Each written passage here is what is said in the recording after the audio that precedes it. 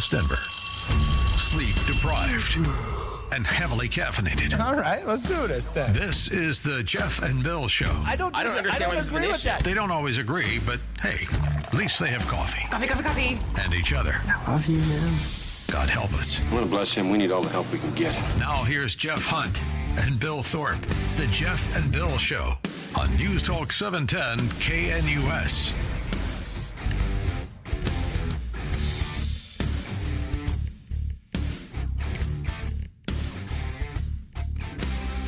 It's 8 a.m. in the Mile High City on this Friday, August 22nd, 2025. Good morning, Denver, Colorado. You've tuned in to the Jeff and Bill Show, News Talk 710 KNUS. I'm your co-host, Jeff Hunt, along with Bill Thorpe, bringing you the freshest insights and hottest takes from the right, left, and center. Great hour talking with Jeff Crank. And by the way, got this email from somebody.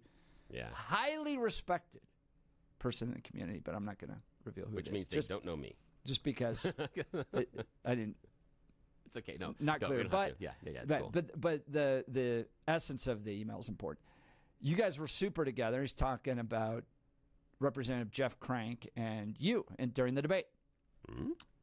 Yep, he writes, you guys ended up where you needed to be, respectful and understanding. It was inspiring to listen to adults having adult dialogue, treating each other as adults.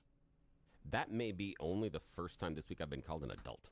And I probably deserve not to be called an adult on most occasions. I appreciate that so much from the person sending in the message. Thank you. That was really good. And again, reached out to Jeff Crank and just thanked him profusely for his time and his willingness to dance.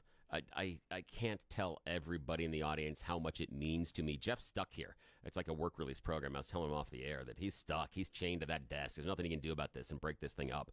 But there are some choices for the guests. And anytime that I have a guest that is willing to come in and dance in the way that Representative Crank is willing to, I value that more than I can ever. He and I may not agree on anything, but we absolutely are going to be friends. And I will defend his right to his opinion, his vote. And he's absolutely right that because I have this microphone, I'm afforded luxuries that a member of Congress isn't. And it's nice to know that I have that. And it's important. I mean, it got heated. You guys got going, but you landed the plane well. Yeah. And then Jeff texted in saying, tell Bill I had a lot of fun. Again, so Jeff's great. It's always up here in the head, never in the heart. That's where we operate here. If we're going to have these disagreements, they're going to be intellectual. I can. Yes, Jeff can. Yes, you can. You and I have a different relationship. That's a year and a half of working with you. You and I have a different relationship. You are the one. You are the one, my friend.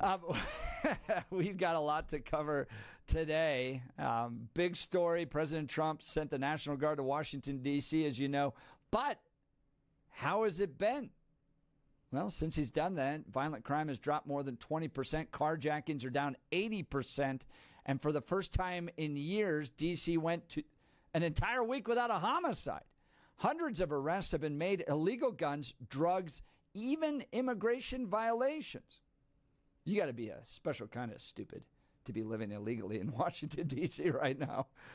So let's bring it home here to Denver. Of course, you know, Denver's facing its own crime problems. Our homicide rate has doubled. Auto theft skyrocketed.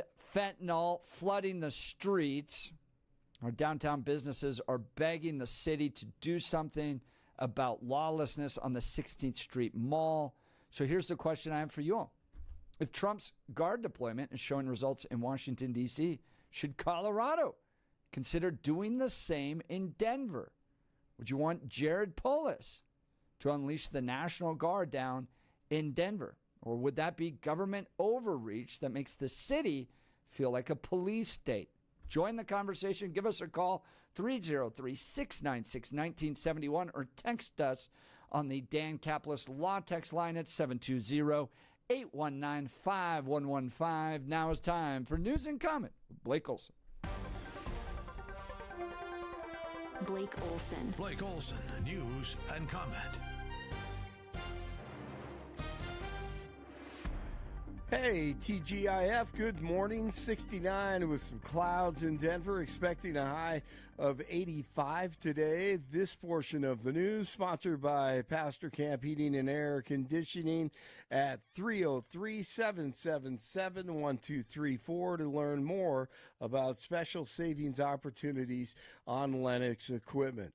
Our top story, FBI agents have raided the home of 47's National Security Advisor John Bolton, the milk mustache man, who loves war. He loves wars. Wars, and more wars.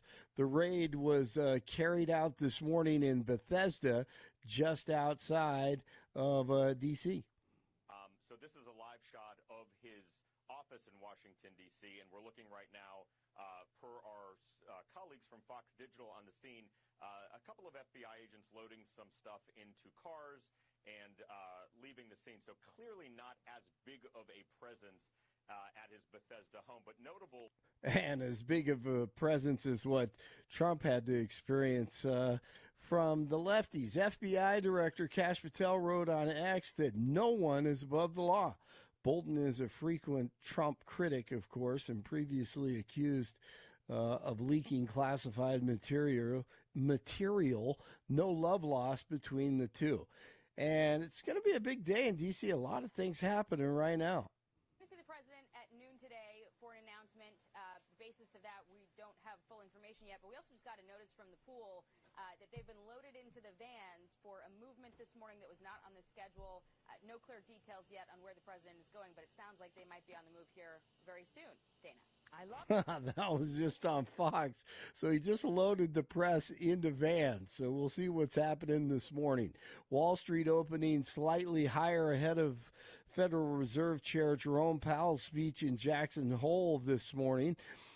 Investors hope to gain clarity on possible interest rate cuts ahead of the central bank's September policy meeting.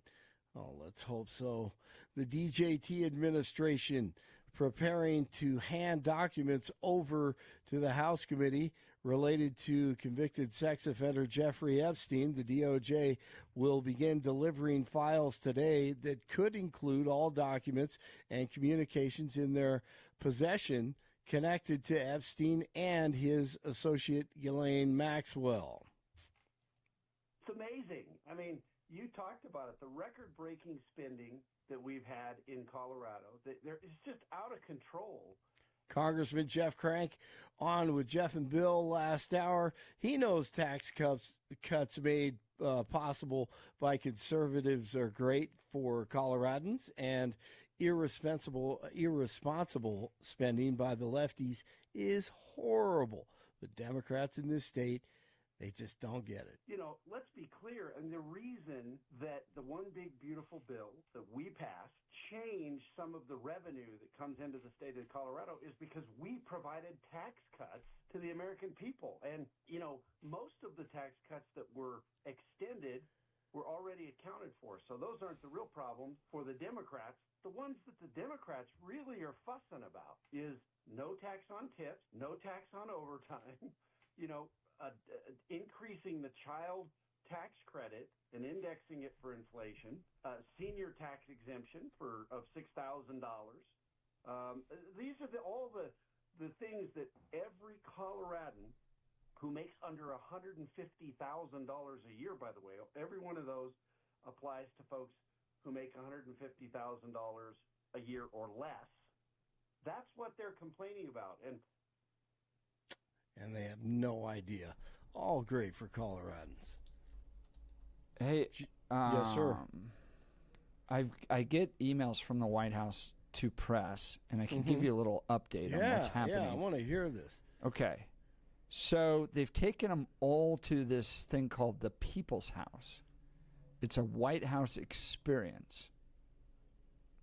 It's a cutting-edge educational museum experience that tells the story of the executive mansion, its inhabitants, and the people. This is on 17th Street. President Trump is there with the press, and this is fun. This is one of the emails from the White House to media right now. POTUS currently in the gift shop. I just saw this video. So he's in the gift shop. He's in the gift shop at the People's House right now. Awesome. And it wasn't on the schedule. No. No, that's this is a whole great. series of emails. You want me to read it? This is Yeah, funny. Okay. let's hear and it. they're very No, quick. that's great. Okay. This is sent out to media. It says, morning, everyone. We're loading into press vans for a morning field trip. We'll update location once we arrive. That's awesome. POTUS spotted getting into the Beast. Motorcade rolling now. Okay. Okay. Then it says motorcade has stopped on the corner of 17th outside of the People's House exhibit. Press pool now holding outside exhibit before going inside. And then the latest one, which just came 4 minutes ago, press pool inside waiting for People's House exhibit area for POTUS to take questions. POTUS, which stands for President of the United States, currently in the gift shop. Oh, that's great. So the People's House. I've never heard of this, but it I've looks never very heard cool. of that either. That sounds awesome. This could have something to do with. I don't trust this. The Smithsonian. I know. I think the People's House is just the code name for the media re-education place. I think they're just going to take them in the van and just unload them there and say, walk in here, and that's what's going to happen. It's a theory I'm operating off. I'm not saying it's true. It's just a rumor. All it's a for theory. it. Yeah, just saying. It's situated at 1700 Pennsylvania Avenue, so this is right across the street from the White House. The 33,000 square foot three-floor site features exhibits and galleries bringing the White House and its storied history to life. Visitors can interact with a large-scale White House model, recreation of the Rose Garden, full-scale replica of the Oval Office, recreation of White House moments, and more dimensional galleries combining immersive media and inventive scenic representation. So you've never seen that, huh? I didn't. I never even knew it existed. I don't know when they created this. Pretty cool. Wow. Well, that'll be interesting. I mean, so many things happening this morning with Bolton and then this, and he has scheduled last year, September 23rd of 2024. Yeah, and this is wild in light of all the Bolton stuff. The president's just like, hey, I heard about this new thing. Let's go on over and see it. Everyone get in the vans, and we'll drive across the street. It's safe now. You can walk the streets. Yes, it is. Now, to this debate, this question, Blake Olson, would you want to see the National Guard deployed here in Denver? Absolutely. No doubt. No doubt. Just to clean up the place, the streets. I mean, the loitering and the camping and all the stuff that we see. Absolutely. I think that'd be great. It'd be great for every city. I can think of 35 cities that would benefit from this. Maybe 40. But Blake, aren't you just agreeing to a police state? No, because I don't even think they have weapons. I don't think they are. I don't think they're armed. But even if they are, so what? I mean, if you're doing something wrong, they deter crime and they help make people feel safe, and they're setting a tone and an example and an environment that we need. Yeah. And I love it. I love it. Jason in Denver is texting in. It's a media black site. All the press will be waterboarded with Diet Coke. Jason's always got the great press the red button. That'd be great, man. All right, the Rockies at the Pirates today. First pitch, 4:40. They lost to the Dodgers on Thursday. College football kicks off tomorrow. Broncos continue with the preseason as the regular season starts in a couple of weeks. 67 Littleton, 67 in Lafayette, 69 in Denver. Jeff and Billy continue. Blake Olson, News Talk 710, KNUS. It's going to be another hot day, but starting tomorrow and gaining momentum through the weekend will be a cooling trend and an increased chance of shower and thunderstorm activity. Highs today, mid to upper 90s. Lows tonight, low to mid 60s. Upper 80s, afternoon and evening thunderstorms likely Friday. Showers and thunderstorms likely at times with highs only 70s and low 80s this weekend. Weather is a service of L&L Heating and Air Conditioning. For quick, trustworthy, and dependable service, call L&L Heating and Air Conditioning at 720-851-1691. Visit them online at bestdenverhvac.com. You'll be comfortable with L&L. Meteorologist Don Day in the 710 KNUS Weather Center.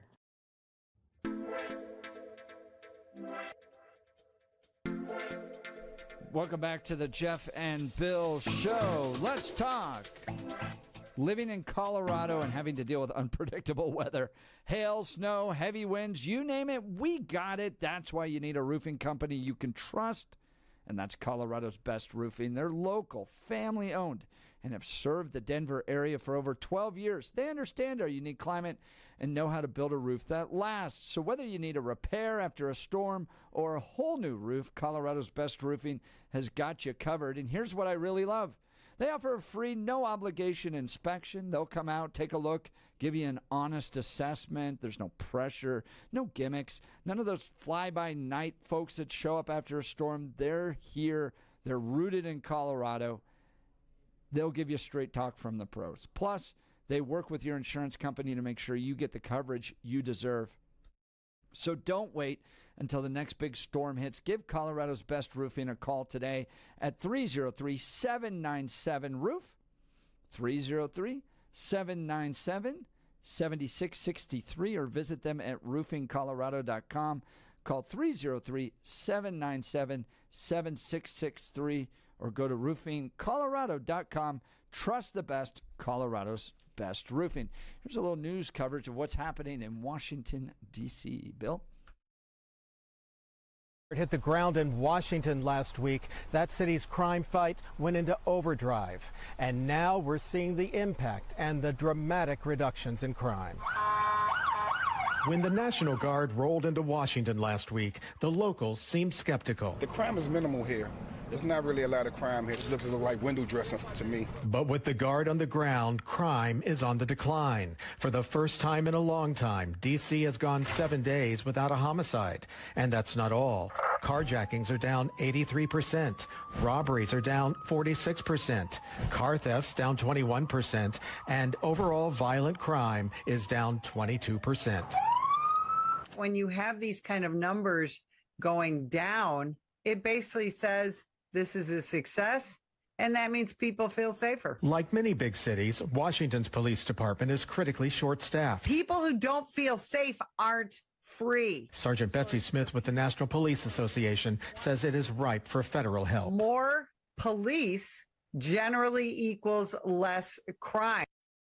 Do you agree? Should Denver follow Trump's lead and bring in the National Guard to tackle crime? So, Bill, I look at public policy as formulas, as dials that need to be changed. I don't want to live in a police state. Not interested in living in a full-time police state where to go downtown I'd have to show ID, and an overwhelming sense of a strong military police presence. I don't want that full-time for Denver. But when crime goes up and people don't want to go downtown and Denver doesn't get sales tax and the city's falling apart, businesses are closing, and we're facing an on-the-ground reality that's rooted in a perception that the city of Denver is not safe. And more than just a perception, actual crime, actual homelessness, actual drug overdoses, people suffering, businesses closing, the 16th Street Mall, a ghost town of what it used to be. I think it's time to ramp up a police presence. Turn the dial up a little bit. Get things safe.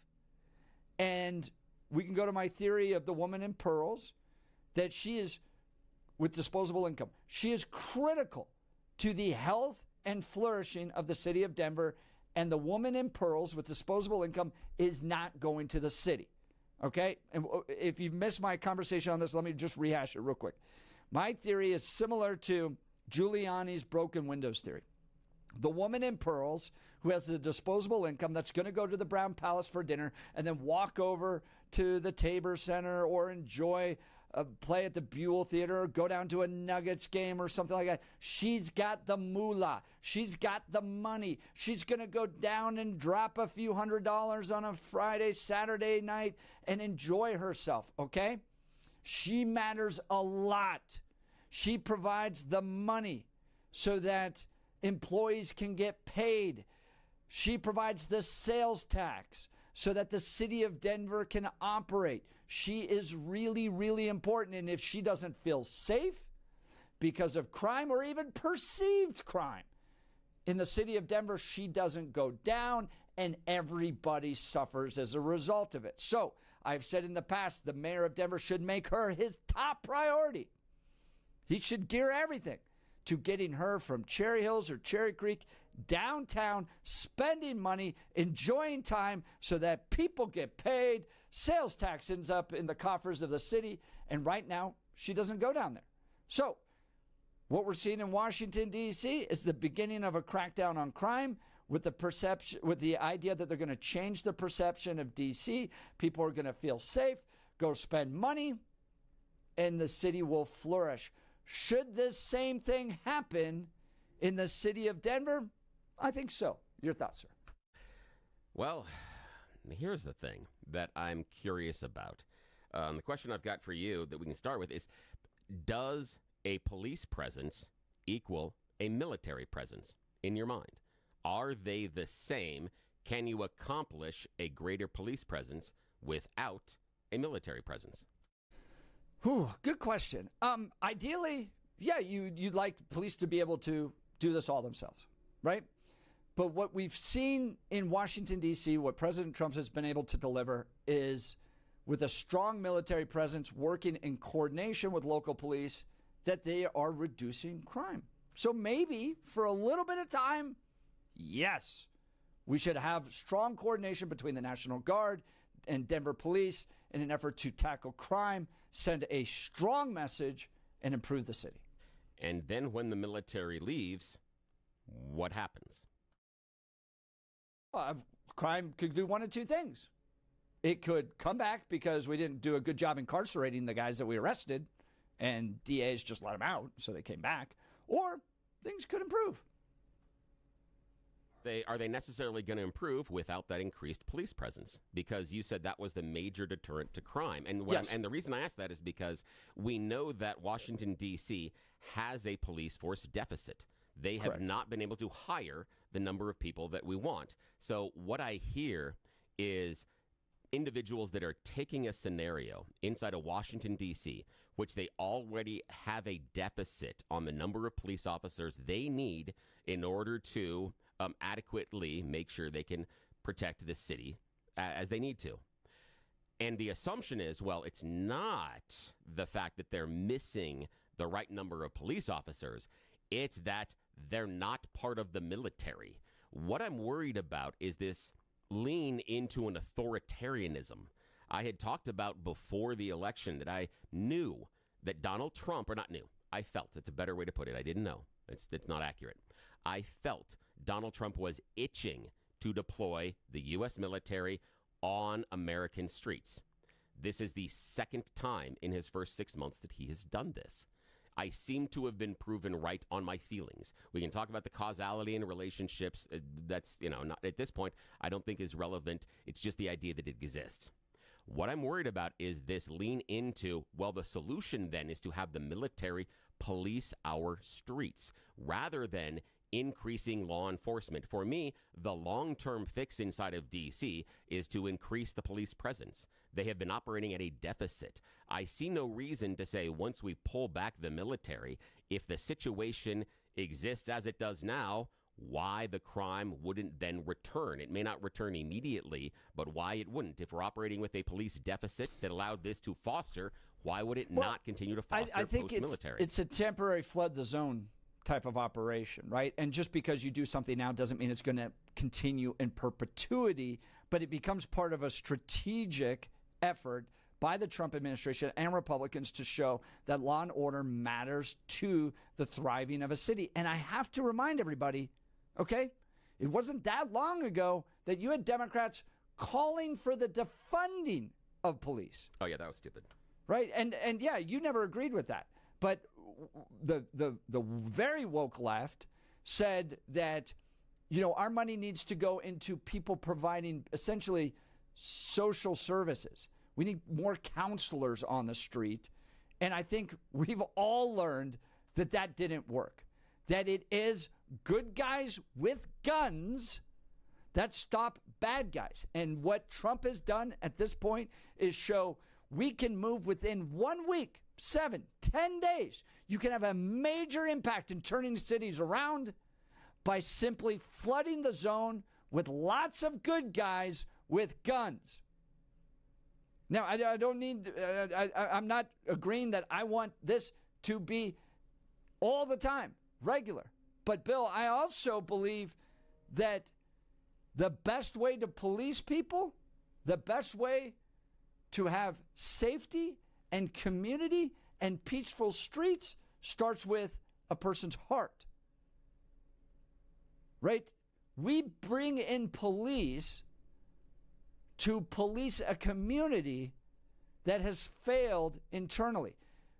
When we police ourselves, when we have strong moral and religious values, when we believe there is a God in heaven that sees every single one of our actions and is going to judge us for eternity based upon how we treat people and says, thou shalt not steal, thou shalt not murder, thou shalt not covet, those types of things.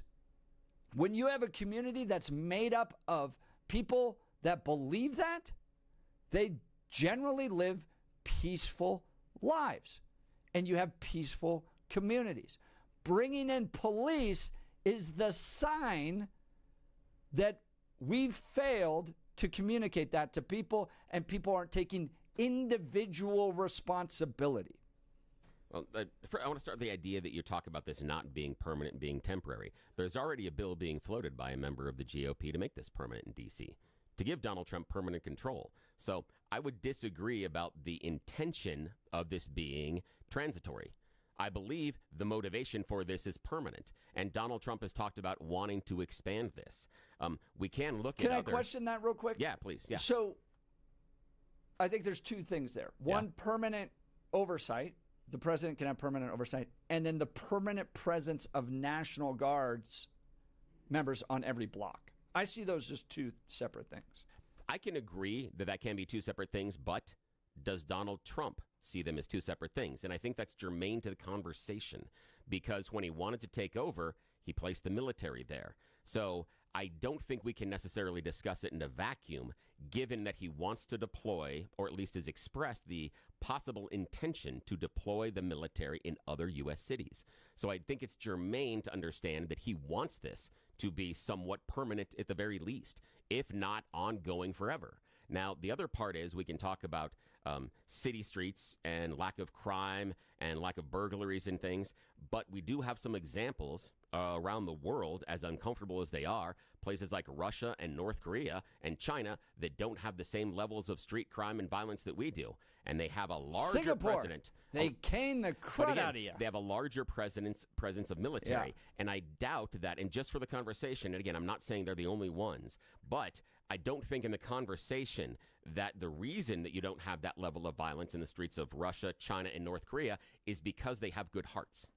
I don't think that's necessarily the community motivation. I think it's because they're in an authoritarian regime. Correct. And but you do this or else. And so that's what I'm worried about, is this assumption that, since we don't have good hearts, then we must have, and this is where I'm just going, is, and I'm not certain it's fair, but what I'm worried about is the assumption of, since we don't have the good hearts, we must then have a strong, powerful military force in order to keep those rules set. But how do you control someone's desire to steal? What do you mean by control? Because it needs to be controlled. Either we don't want to live in a society where people can just steal at any point for whatever reason whatsoever. But what I'm talking about is the control aspect of it. And the reason for that is that inside of something that you would consider a free society, that control first and foremost is based on the individual. Then you have consequences for that. Now, here's the idea, is the control aspect of it, if you want to control the behavior, is authoritarian. If you're going to have the state or the authorities control the behavior, that becomes authoritarian. And so the result is, because I can't trust your heart, I must now trust the guys with guns to enforce these rules, and they're going to have a long list of those. That's what I'm worried about. Well, what are the alternatives? If you want a society where people don't steal, and if it's not the state and people with guns that prevent people from stealing, then what does? The question is this, rather than because I think the question is 180 degrees away from where it should be. Okay. Because rather than what stops them from doing this, perhaps we need to ask, what is the cause?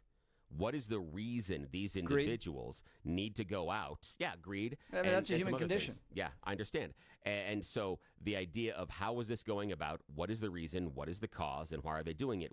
They had this whole thing about the rampant during COVID and coming out of it. We had this thing about people showing up all of a sudden at stores and breaking in and stealing everything. Turns out those were setups. Those were groups of individuals that were organized in doing that. It wasn't random violence. And so that was something that was organized and planned. It wasn't just that the people were getting out of control. It wasn't that the average person in the city had a bad heart or an impure heart. It had to do with crime. And we can talk about the enforcement on the other side of that.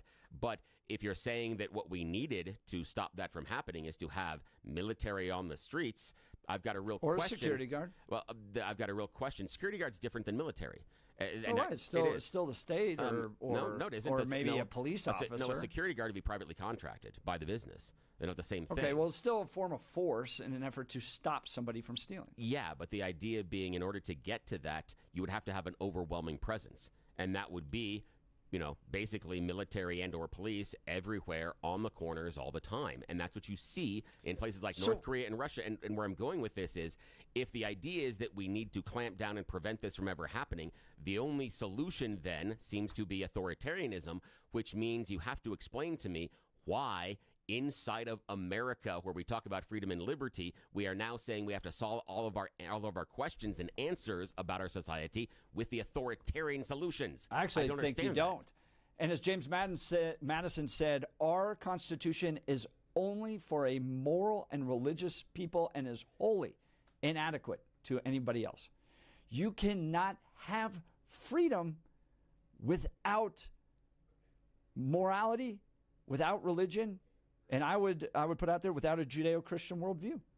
Without that self-control that comes from the belief that there is a God that is going to judge you and sees everything and holds you accountable for what you do, without that, you are left with either chaos and roaming bands of tribal despair or a highly regulated militaristic state. Now, those are the three options. I think those are the three options. You either have a moral and religious people that self-control themselves and say, we're not going to steal, we're going to control our envy, we're going to control our greed. And if that doesn't happen, you either end up in a tribal band of chaos like you see in like Somalia, or you end up with a highly militarized state trying to control its people like you see in China. Then help me understand that why 3 out of the top 5 cities on murder rate per capita exist the Bible Belt, if it is about belief in God and faith. And then that's one of the questions I have, because based on those top 3 cities. Let's see, it would be Jackson. It'd be Jackson, along with Birmingham, Alabama, and Memphis, Tennessee. There are 3 of the top 4. The third, and they're 1, 2, and 4. St. Louis is number 3. So not necessarily in the Bible Belt. But number 1 in the nation is Jackson, Mississippi. And number 11 for, again, this is murder rate per capita based on numbers of population. D.C. is 11.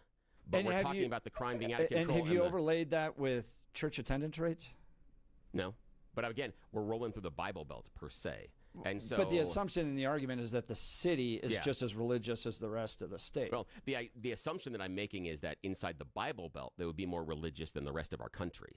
That's what I'm making, and it may be an incorrect assumption, but I would assume that inside the Bible Belt, we would have higher religious affiliation and religious attendance inside of services. I may be incorrect on that assumption, but that's the question that I have. And the other question that this leads us to is, if Jackson, Mississippi is number 1, why are we not talking at all about deploying the military there? Why isn't the governor of Mississippi talking about it? We have the governor of Ohio. I don't think conservatives would be opposed to it. No, but the question is the why. if it is such a good idea, and this is all I'm asking for, is I'm looking for, if you guys like this tune, how come you're not playing the song in your house? And you look at Ohio. Ohio is sending National Guard troops to help out in D.C., yet Ohio has several cities that have a higher per capita murder rate than D.C. does. Why? Why would they be sending the National Guard to D.C. and not using it in their state if, and again... Well, Bill, if this works out, I think it becomes a model for lots of cities. Again? And I've said, let's do it. Let's see if they have, or is this politics? But Bill, because I see the Ohio governor sending the Guard troops to D.C. as politics. Because if he thought this was working and a good idea, he would do it in his own state. Help me understand what I got wrong about the 3 scenarios. People either police themselves and you have limited government because they hold themselves accountable, believing that they're going to be judged by some almighty God at some point.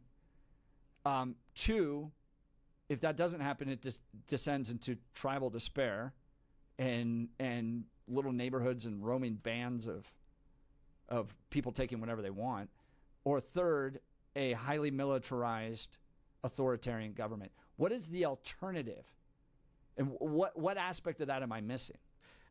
Where I would start with is I'm not certain about getting, and I'm not sure if it's only your first 2 or the only 2 choices per se, in part because of the religious leg that you put the first one on.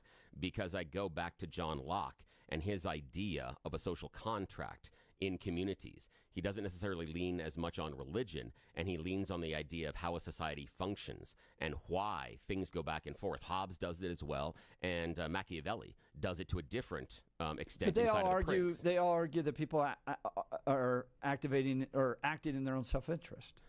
No, that's not necessarily what John Locke is arguing. He's talking about you do have self-interest. Definitely Machiavelli. Yeah, I know, but I know. I said he's at another end. Yeah, because the prince is at another end. That's self-interest. But again, Machiavelli argues that cruelty to enforce your rules isn't necessarily the best because the people that you're being cruel to oftentimes come for your head. So he does talk about being metered in the approach. He is much more authoritarian and much more top-down, but he does have that caveat inside of his writings, where John Locke talks about the idea of a social contract, that in order for us to come together, we have to understand the mechanisms that everybody has a role inside of this social kingdom. And why, if I decide that that I can do whatever I want to you as a member of society, I am breaking that social contract. I'm breaking the agreement. Yeah, it doesn't but who necessarily cares? lean on religion. I mean, somebody that's stealing cars in Washington, D.C., you think will stop stealing cars if they have a better understanding of the social contract? Now, here's the thing. What I'm asking is this, what I'm saying is this, is that you lean on the idea that unless I believe that there is another power that is going to punish me for this, I don't necessarily have the right choices. And that's not where some philosophers go with this. Yeah, but and that's what's where I yours, though? How do you stop somebody from stealing a car? Well, hang on. Wait, no. The issue being, I'm focusing on this, that the idea that it only exists in the realm of religion, I disagree with, because it can be more broad than that. You can have a number of people that may or may not agree on a particular religion, agree to live in a society that is mutually beneficial, that we aren't going to do X, Y, or Z to each other because it hurts the group in the society. We can put in rules and things afterwards, but that's the idea of the city-state and the social kingdom that John Locke talks about. And you think that exists outside of religion? Yes. Where? Because that's actually part of the foundation of what we have here in the country. Because if the founding fathers wanted to set up a theocracy, they would have. They didn't. They specifically did not set up a theocracy and leaned into the options. Hold on, you're saying that like America is built on a social contract, not on a historically Christian understanding of the world. What I'm saying is that America wasn't established as a theocracy, making the church in charge of everything, and instead they leaned more on the idea of a social contract that people of a variety of different backgrounds can come together. This was the idea of the melting pot, and then coexist. That's not historical. Yeah, it is. I literally quoted James Madison, one of the founding fathers, who said our Constitution is only for a moral and religious people and is wholly inadequate to any other. Yes. He didn't say our Constitution's for people based upon a philosophical understanding of the social contract. He said only for a moral and religious people. The moral side of that is it contains inside of the social contract, because if you're not going to follow the social contract, you're not going to necessarily have morals. Aren't you just redefining love your neighbor? All sorts of religions. And putting that in as a social contract and then dismissing that it's religious? No, not at all, because it can cross over from different types of religions, and someone who does not necessarily ascribe to any particular religion can see the value. Hang on. Can see the value in loving your neighbor, can see the value in not stealing stuff from their neighbor. The absence of religion doesn't necessarily make you amoral. And that's the issue, is that there's a larger social contract that can exist, and that's where I go with this. And so that's the function of the society, that it's a large group of people that have come together, that have a variety of different views, that agree this is what's going to happen. Bill, a social contract of love your neighbor does not exist in an atheistic society, and it sure as heck doesn't exist in an Islamic society. It only exists in a Judeo-Christian society. It does exist in an atheistic society. Sure it can. Where? What's the atheistic society without historically Christian roots that exists on a social contract with no moral religion? What I'm looking at is I don't see necessarily the atheistic society, but I'm seeing atheists also participate in the social contract in America, and they don't run around trying to cut people's heads off 9 times out of 10. Though that's a different argument. We have people that are atheists that are in here without religious belief or consequences, that do act based on what we have agreed on our society's moral code. They do that. And that is because it's a historically Christian society. All right, we've got lots to get to. My goodness, we blew through this entire hour. This was classic Jeff and Bill discussion. Yes, you're listening to The Jeff and Bill Show. This is Denver's Talk Leader News Talk 710 KNUS.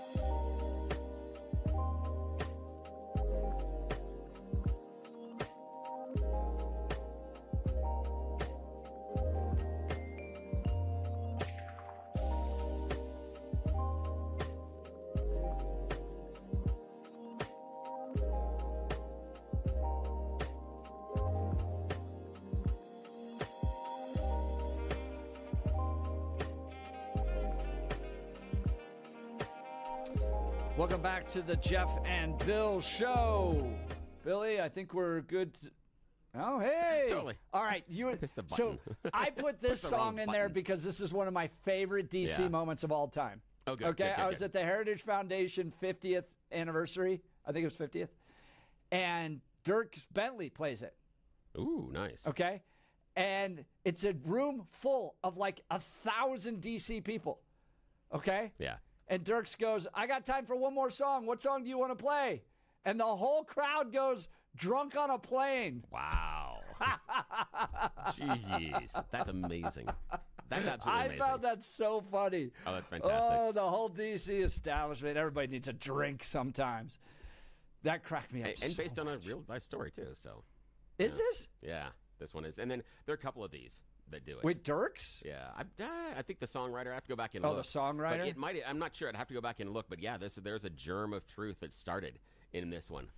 Also, same thing with Take a Picture from Filter that people may remember from the 90s. Same thing. Huh. Over inebriated inside a plane. Yeah. I thought it was so funny. I'll play any song you want. Which one? Whole bunch of That's D.C. funny. people in tuxedos saying play Drunk on a Plane. That's what they were doing later. Yeah. Let's go to the phone lines. Tony Littleton. Tony, how much do you love Trump? He's gotten crime out of D.C. Yeah, that's awesome. You guys have had an interesting conversation this morning. You know, is this a good idea for Denver and for Chicago and for New York to do the same thing, right? I mean, that you were asking that question. That's right. You also then kind of settled into you either have a theocracy or you have an autocracy, and that's the only way to control. That's in the third option is anarchy or something is what I was getting. Not necessarily a theocracy. Theocracy is where the religious leaders pick who your government officials are. Yeah. Well, I think you need to.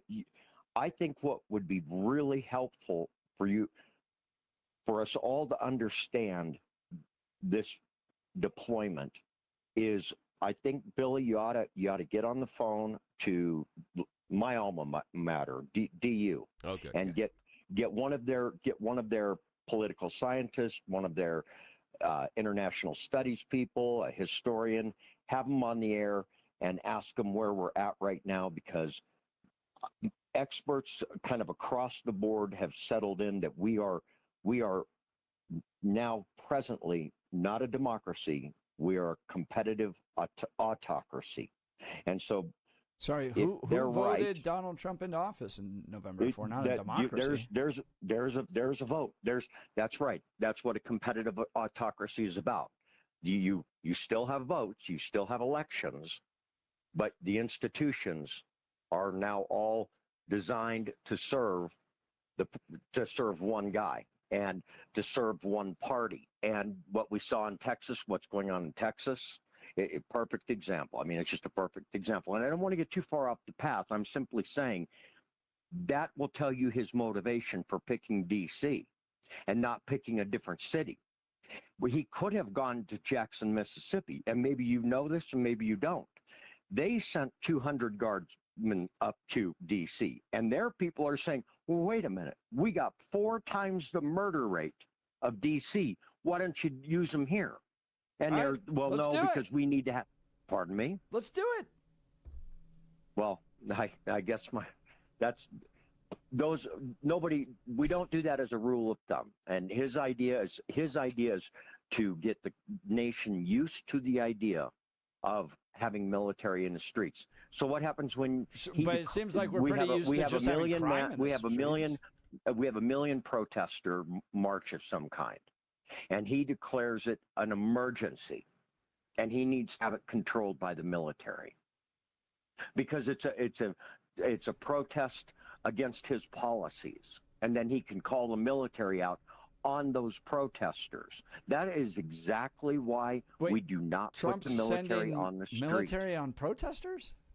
Where's that happening? That's his next step. He's trying to get the nation comfortable. That was the causation in L.A. partially. Well, yeah, I wouldn't say. I've been around a lot of protesters. Throwing rocks at ICE is not the same as being a protester. But, Tony, I appreciate it. We're just up against some time here. All right, let's talk Dan Caplis with Dan Caplis Law. I've known Dan for a long time. This guy has delivered for 40 years, helping people who are hurt in serious motor vehicle crashes. I think the world of the guy. And if you are hurt in an injury case, Dan Caplis has got to be your first call. Dan is believed to be the only lawyer in Colorado history. Well, maybe after the ambulance. But once you're starting to build your team in an injury case, make Dan Caplis a call. Give Dan Caplis a call. Dan is believed to be the only lawyer in Colorado history to win 5 straight multi-million-dollar verdicts in Colorado crash cases. Dan is also believed to have won the largest truck crash verdict in Colorado state history. Dan Caplis Law is the official law firm partner of the Denver Nuggets and the Colorado Avalanche. Dan Caplis Law is a serious firm for serious cases. Dan accepts righteous injury cases on a percentage fee basis so that he can represent good people from all walks of life without regard to ability to pay. So if you need Dan's help, give him a call. Here's the phone number, 303-770-5551, 303-770-5551, or hit dancaplisLaw.com. That's Dan, C-A-P-L-I-S, law.com. Well, coming up in the 9 o'clock hour, not only are we going to be joined by Jeff Hildebrandt and get some cowboy poetry coming, but big case coming out of New Mexico to the 10th Circuit that could affect Colorado. And it has to do with waiting periods when it comes to your guns. New Mexico putting in a week-long, 7-day waiting period. But as the 10th Circuit has decided that they are going to reverse a lower court's decision and has ordered an injunction saying that the 7-day waiting period likely violates the Second Amendment. Right now we got in Colorado a 3-day waiting period. But if you want to own certain guns, you got to jump through a lot of other hoops. Semi-automatic gun with a detachable magazine, you got to go take classes now, and all this stuff is just getting so burdensome for legal gun owners to continue to purchase guns and protect and affirm their Second Amendment rights. So, could this case affect Colorado? Well, we're going to talk with folks from Colorado State's Legal Foundation coming up, and then into the weekend with some cowboy poetry. Man, it's been a week, Bill, hasn't it? Yes, it has. Has it ever? Bill and I have got to talk sometime to what happens to both of us once the show's done. Yes. It's a lot. It's a lot to debate for 4 hours. You're listening to The Jeff and Bill Show. We are 710 KNUS.